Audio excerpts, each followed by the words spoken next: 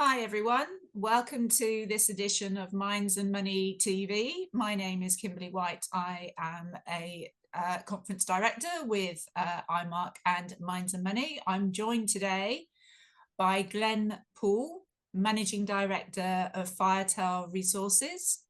Firetail Resources ASX ticker FTL is a diversified battery minerals focused exploration company with a strong portfolio of critical minerals assets in Australia and Peru. And as I said, welcomed and joined by Glenn here today. So welcome, Glenn. How are you? Very well. Thanks for having us on. Absolutely no problem. So let's kick straight off. Can you outline the projects you're currently working on and your priorities currently as part of Firetail? Yes, absolutely. So we've recently settled a project in Canada, up in the Western Newfoundland area. That is a Cyprus-style VMS project, which was just vended into the company, and that is the key focus at the moment. We're also working on adjusting permitting in our Peru project, the Picture project, which is a copper-silver project that is very early stage and highly prospective with lots of encouraging geophysics and geochemistry. So those are the two focuses at the moment, but the next 3 to 6 months you'll see primarily from the Canadian copper asset. That's something I failed to mention in my opening because I just said Australia and Peru. So the Canadian one is obviously something to look at as well. All of your projects appear to be well positioned in great mining jurisdiction with serviceable infrastructure and surrounded by other exploration companies. Can you expand on that at all? What does that mean for Firetail? How can you benefit from those sort of things? Absolutely. I'll start with the Peru projects. There's road access all the way through there. There is local communities in the area and towns, so there is, I guess, services and power. Our camps run off a mains power grid, so very serviceable and accessible there. Putting in roads there, also nice and easy. Getting in and out of site, all my crews drive in, drive out. There's no flights required. The services are provided by the local communities in terms of food, local workers as well. So ease of doing business there is very good, and the community is very supportive there of us working in that area. With regards to Canada, the new project, so we've got a main road that runs across the very top edge of the tenement, and we're literally driving off a sealed road onto our access road up the hill. So within 2 kilometres of being on a sealed road, we're actually on top of our project. So in terms of getting to site, very easy, local infrastructure.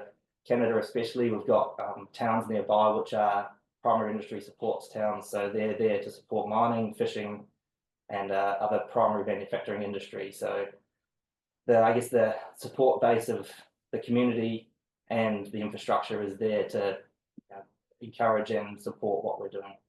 Absolutely. And I mean, you mentioned electricity, I mean, water, all of those things that you need access to is all really closely accessible. Very accessible, yeah. So and that's Yeah. at Newfoundland especially, abundance of water and very cheap power because of their abundance of hydro. Well, cheap power is quite an asset these days, isn't it? So that's good to know. So talking of power, your drilling program, what is that looking like over the next 6 to 12 months? In the short term, we've actually just started our drilling program in Canada, so that'll be an initial 5,000 metres, expanding and infilling on the previous drilling that's been completed there. That will set the foundation along with the Heli EM survey that's currently underway for next year's program to really start defining that resource base that we want to grow on in Canada. Further to that, in Peru, modifications of the current permitting is underway, and that looks like mid next year we'll be able to get on ground drilling some of these really high priority targets that we've been working up over the past 6 months. So lots of drilling to go on the next 12 months, so lots of drill results to come out. Absolutely. And obviously exciting at the prospect of what you're going to find when you start doing the drilling.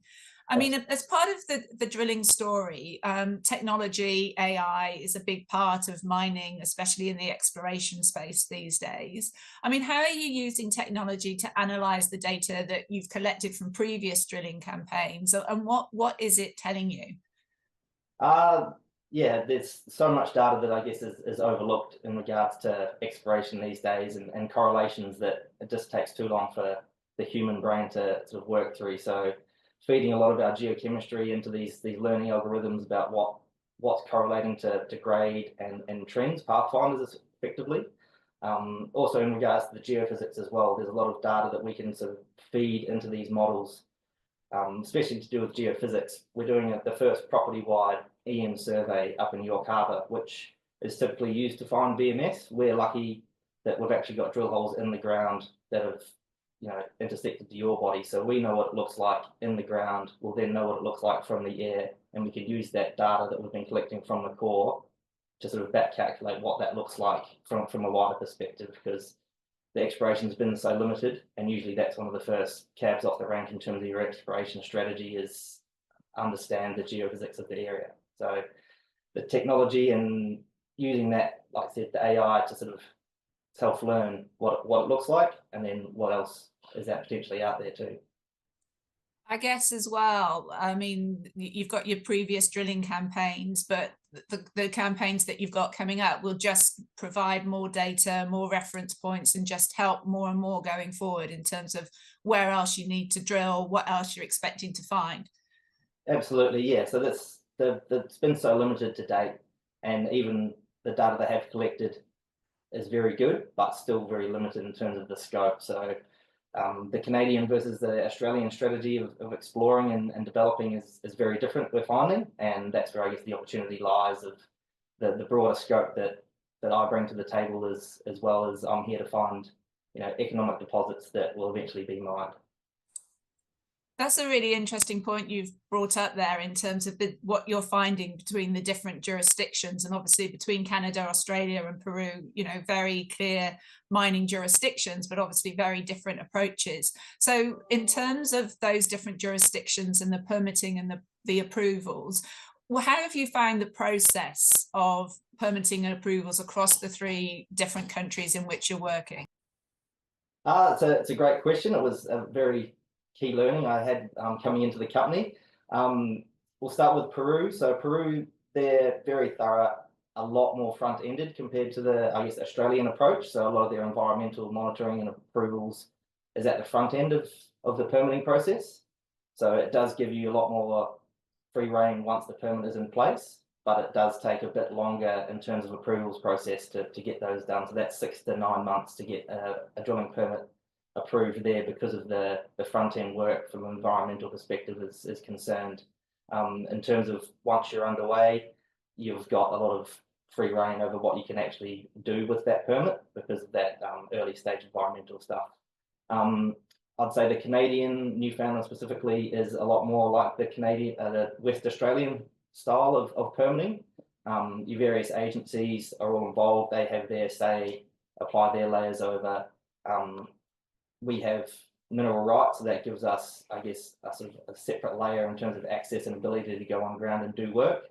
Timeframes, again, very similar to West Australia. That's 4 to 6 weeks to get a permit for drilling, whether that's for drilling, geophysics, sampling, trenching, all that's pretty quick. So I was quite impressed about how fast they could turn that around and actually get us on ground, especially with we actually put in a permit as soon as the deal had settled, and that was approved prior to us executing this drill program, which allowed us to expand the footprint and cover a bit more ground. That's impressive. I mean, do you think it's because you're looking for critical minerals? I mean, do you think that there's a process that is quicker for different types of commodities, or is it you just got your ducks in a row and your approvals and your permitting, you fill the forms in right? A bit of both. They the Newfoundland government is extremely supportive of critical minerals and supporting mining infrastructure. The people we're dealing with in the community are 2nd, 3rd generation that have worked in the area, involved with mining. They're involved with primary industry. They understand the value that the mines and exploration bring to the area. So they're very supportive and happy to see us there. The government's set up in a way that they want to enable people to do work, because it's a primary driver of their industry and provides a lot of work. There's a lot of seasonal work over there, and we support that. But outside the fishing and moose hunting season, that's what a lot of people are involved in, is the mining and exploration sector. So it does provide a very solid foundation. So they are very supportive and want to, I guess, encourage exploration, because that drives the economics of Newfoundland. Do you see the way that Peru does it with having all of the front end environmental stuff done? Do you see more of that happening in other jurisdictions, or do you think that that's very true to to South America? Uh, Hard to tell. It looks like it will start coming in a bit more. I've noticed in Western Australia, especially, there's a bit more front end in terms of environmental, I guess, not limitations, but acknowledgement and controls. Um, because of I guess, the environment in South America, Yeah. they want to know what it was at the very start of the program. Whereas in Western Australia, once you get to a mine permitting stage, that's a very different kettle of fish, and you've already made significant disturbance with the drilling and Yeah, all the work done up to that point. So it is good because it gives you a very good baseline, I guess, of pre work, what the yeah. environment was. So the back end of the process is a lot better because you have that baseline data. Yeah, it's interesting, isn't it? It would be a lot easier if it was the same all the way around the world, that every jurisdiction had the same approach. It would, I'm sure it would save a lot of headaches, but I'm sure Yeah, that's a conversation for another time, and we probably yeah. don't have time to get into that now. Um, so you've mentioned that you've sort of come on board with a particular set of skills. Can you tell us about your management team and your teams on the ground? Yeah, absolutely. So we'll start with the management team. So on the board, we've got Simon Lawson, George Bork, and Brett Grosvenor. So strong backgrounds in the industry. Simon, currently the exec director of Spartan. George Bork is involved with various companies, Thunderbird Resources and Western Minerals. And Brett has been involved with a few other sort of high caliber West Australian ASX listed companies with projects in Canada as well. My background is through Northern Star and a few smaller junior exploration and resource development companies. And obviously came to this one, wanted to diversify into copper. Um, my background is strongly in mining development geology, so I'm not here to do generative geology per se. It's drill holes, add value at the drill bit, and define resources. Team on the ground in Peru, we've got a corporate manager sitting in Lima. He manages the in-country entity and all the permitting and management on that side, and a project manager on site. So we have two local geologists employed and two local field technicians, and they're supported by a rotation of community workers every 3 months. There's 4 to 6 community workers that support the work we're doing on ground. That obviously involves them in I guess, the process of what we're doing, and adds value to that local community.